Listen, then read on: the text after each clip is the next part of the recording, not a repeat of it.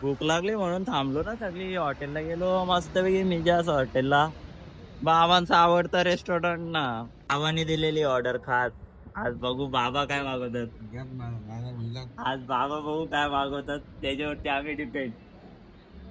मी पण मस्तपैकी सर्व वगैरे केलं आणि ही रोटी लईच बारीक होती. अशा प्रकारे जाम मोठी होती रोटी.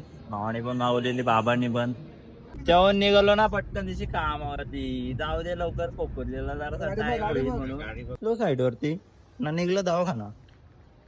गेली 15 वर्ष बाबांकडे आहे ना लिफ्ट नाही म्हणून थांबलो नाही इथं.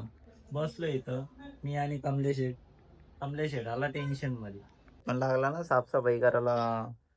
आजची जागा माझी जागा घेतली ना कमल्यानी.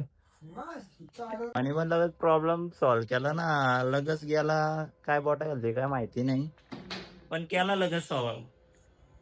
निघाला ना प्रॉब्लेम झाला सॉल्व्ह. पटकन आता झालाय प्लॅन कुठेतरी जायचा. बघू आता बाबा कुठे नेत आहेत.